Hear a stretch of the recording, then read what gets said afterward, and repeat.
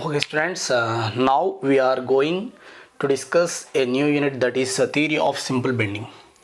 That is theory of simple bending.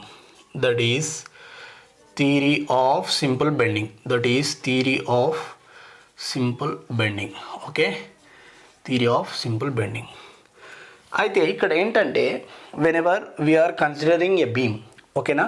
ఇప్పుడు for example I'm considering a simply supported beam subjected to point load. Okay, ఈ point load వల్ల ఏమవుతుందంటే దీంట్లో ఏమవుతుంది, మనకు షియర్ ఫోర్స్ జనరేట్ అవుతుంది, అండ్ బెండింగ్ మూమెంట్ జనరేట్ అవుతుంది, ఓకేనా. దీంట్లో మనకి ఏమవుతుంది, షియర్ ఫోర్స్ జనరేట్ అవుతుంది, నెక్స్ట్ బెండింగ్ మూమెంట్ అనేది జనరేట్ అవుతుంది. అయితే డ్యూ టు ఇప్పుడు మనకు బీమ్ ఉన్నది కదా, ఆ బీమ్ మీద లోడ్ యాక్ట్ అయినప్పుడు మనకు బెండింగ్ మూమెంట్ వచ్చింది, షియర్ ఫోర్స్ అనేది జనరేట్ అయింది. అయితే ఈ బీమ్కి ఇంటర్నల్గా ఏమవుతుందంటే ఈ బీమ్ అనేది ఈ బెండింగ్ మూమెంట్ను ఈ యొక్క షియర్ ఫోర్స్ని జనరేట్ కాకుండా సమ్ రెసిస్టెన్స్ అనేది బీమ్ అనేది ప్రొవైడ్ చేస్తుంది అన్నట్టు, ఓకేనా, ఇంటర్నల్గా.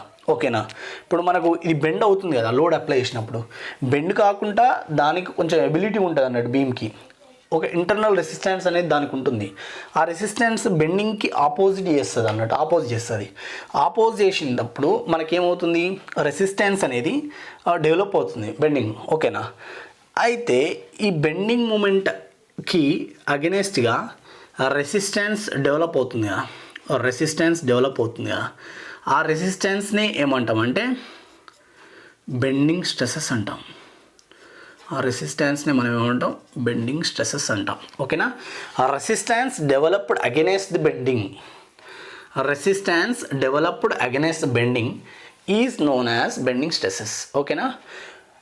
whenever an external load acting on the beam, then the beam is trying to bend, okay na, but an internal resistance developed by the beam against the bending, okay na, that internal resistance is known as the bending stresses, okay na.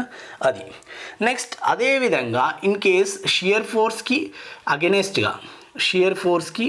అగెనెస్ట్గా resistance అనేది develop అయింది అనుకో, మనం ఆ రెసిస్టెన్స్ని మనం ఏమంటాం, shear stresses అంటాం, ఓకేనా.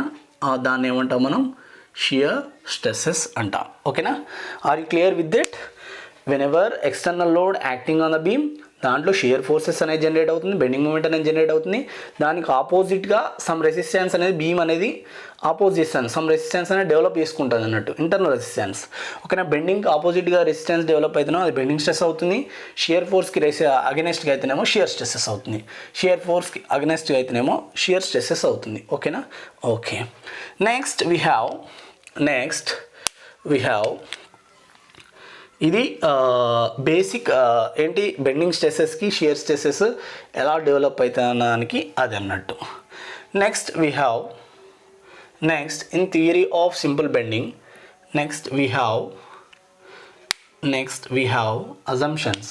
Next we have before that assumptions we have some conventions, that is sign conventions.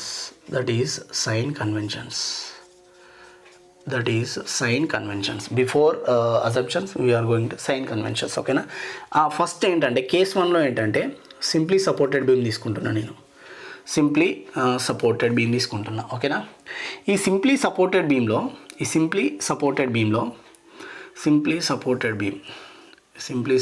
బీమ్కి as it is point load తీసుకున్నప్పుడు ఏమవుతుందంటే ఈ బీమ్ అనేది ఇలా బెండ్ అవుతుంది,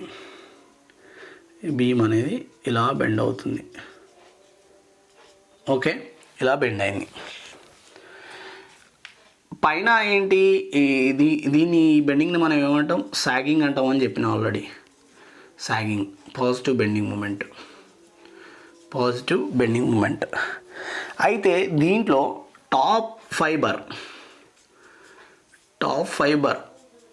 దేంట్లో ఉన్నది, ఇది టాప్ ఫైబర్ కదా, టాప్ ఫైబర్ ఏమవుతుంది, కంప్రెస్ అవుతుంది. సో టాప్ ఫైబర్ దగ్గర ఏముంటుంది, కంప్రెషన్ ఉంటుంది. Next bottom fibre next bottom fibre. ఈ బాటమ్ ఫైబర్ దగ్గర ఏముంటుంది, ఇది ఎక్స్టెండ్ అవ్వడానికి ట్రై చేస్తుంది, సో టెన్షన్ ఉంటుంది బాటమ్ ఫైబర్ దగ్గర. బాటమ్ ఫైబర్ దగ్గర మనకు టెన్షన్ ఉంటుంది. ఓకేనా, ఇది సాగింగ్కి. ఓకేనా. నెక్స్ట్ ఫర్ క్యాంటిలివర్ బీమ్కి అయితే ఇలా తీసుకున్నాం, సైడ్ ఫిక్స్డ్. ఇది ఏమవుతుంది, హాగ్ అవుతుంది. సో ఓకేనా, ఒక లోడ్ తీసుకుంటే ఇది హాగ్ అవుతుంది, అంటే ఇలా హాగ్ అవుతుంది.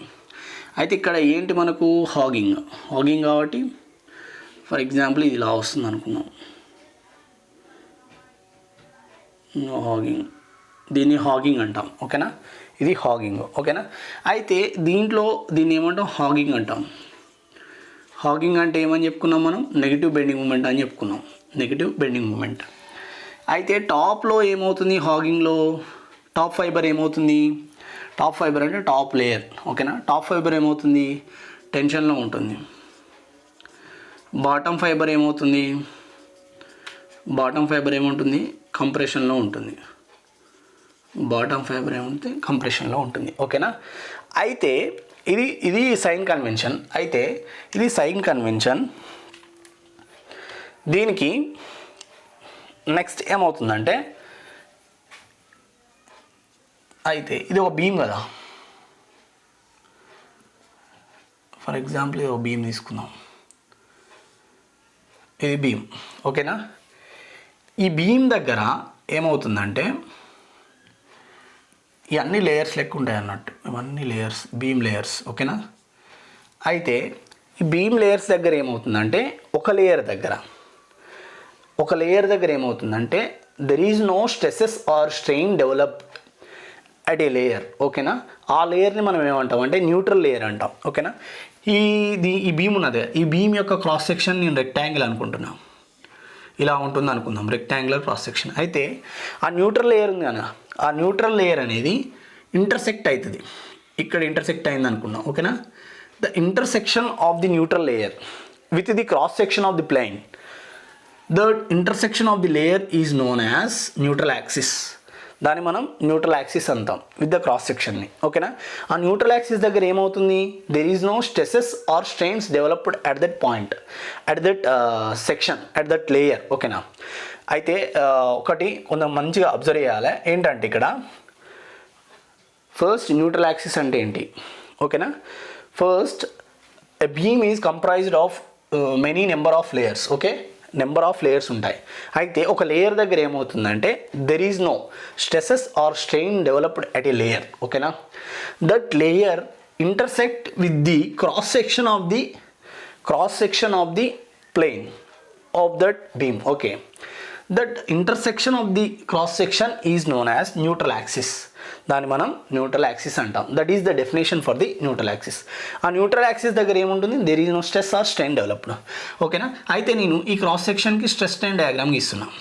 స్ట్రెస్ స్ట్రెయిన్ డయాగ్రామ్ గీస్తే ఇలా వస్తుంది.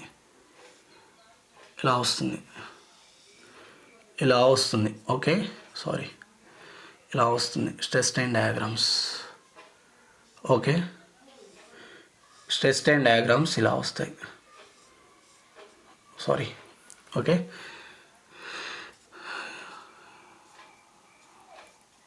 ఓకే, ఇది ఎప్సిలాన్. ఇదేంటి మనకు క్యాంటిలివర్ బీమ్ కాబట్టి నేను తీసుకున్నది. పైన ఏముంటుంది, టెన్షన్ ఉంటుంది, కింద కంప్రెషన్ ఉంటుంది. ఓకేనా, అదేవిధంగా దీనికి స్ట్రెస్ డయాగ్రామ్ ఇది.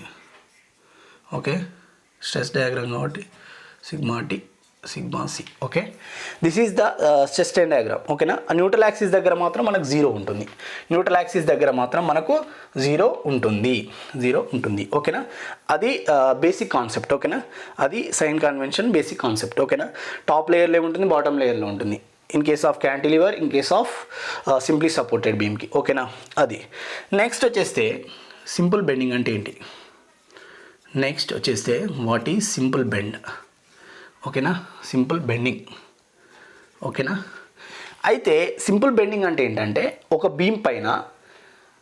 బీమ్ అనేది బెండ్ అనేది only due to the bending. ఓకేనా, the bending of a beam is due to uniform bending moment. There is no shear force acting on the beam. There is no shear force acting on the beam. The type of bending is known as simple bending. ఓకేనా, దాన్ని మనం simple bending అంటాం. అంటే for example I'm taking cantilever beam subjected with momentum at the free end. ఓకేనా, at the free end. అయితే దీనికి shear force diagram ఏమవుతుంది, లైనే వస్తుంది. There is no shear force generated in the cantilever.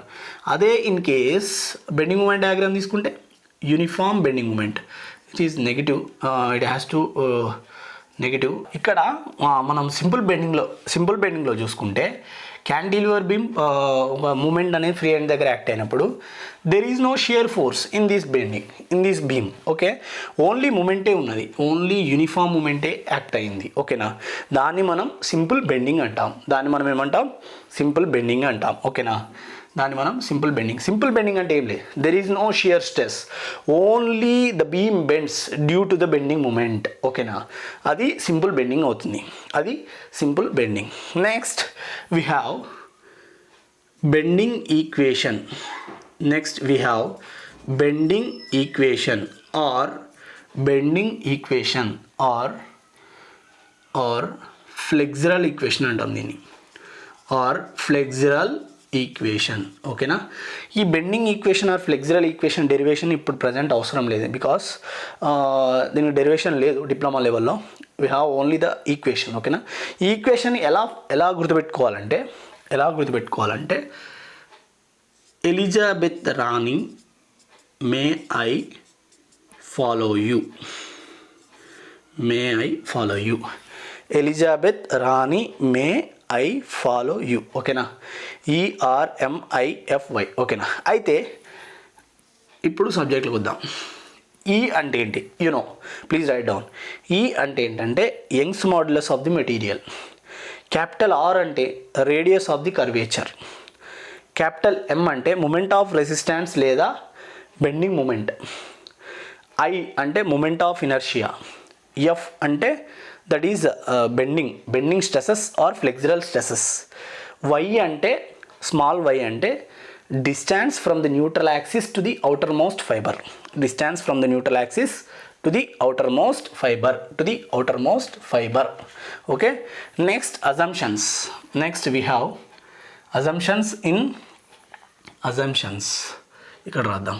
Okay, నేను dictate చేస్తా, మీరు just highlight points రాసుకుంటే డిక్టేట్ చేస్తా. You can write assumptions in theory of simple bending.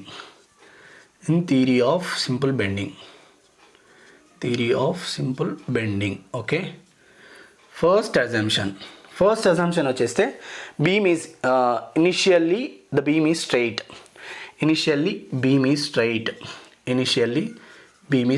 Please write down. Initially the beam is straight. Second వచ్చేస్తే material of the beam is homogeneous and isotropic. Second point ఏంటి, material of the beam is homogeneous and isotropic. Already homogeneous అంటే ఏంటి, at all points in a given direction the properties are same. ఓకేనా, అది homogeneous అవుతుంది. Isotropic అంటే ఏంటి, at a point in all directions the properties are same, అది isotropic. ఓకేనా, material అనేది హోమోజీనియస్ కావాలి, ఐసోట్రోపిక్ కావాలి. Next third one, stresses are within elastic limit. ఓకేనా, స్ట్రెసెస్ అనేవి వితిన్ ఎలాస్టిక్ లిమిట్లో ఉండాలి. Next fourth point is very very important point, that is transverse sections plane before bending, remain plane after bending. ఓకేనా, remain plane before and after bending. ఓకేనా, transfer section fourth point, please write down. Fourth point వచ్చేస్తే transfer sections remain plane before bending and after bending. Next fifth point వచ్చేస్తే modulus of elasticity is constant in compression and tension. ఓకేనా, modulus of elasticity అనేది constant ఉండాలి, ఎప్పుడు కంప్రెషన్లో అయినా టెన్షన్లో అయినా. ఓకేనా. నెక్స్ట్ సిక్స్త్ పాయింట్ వచ్చేస్తే free to expand and contract. ఏంటంటే each layer of the beam is free to expand and contract. That is the sixth point. These are the assumptions of the simple bending theory. Then we have flexural rigidity ante enti. Flexural rigidity, keep it as flexural rigidity, new topic, that is flexural rigidity.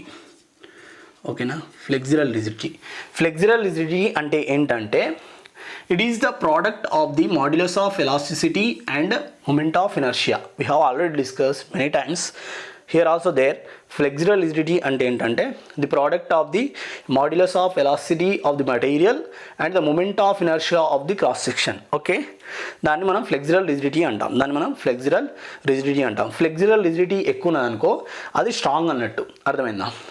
As the flexularity increases, the strength of the member will also increases. Okay na, adi flexural rigidity.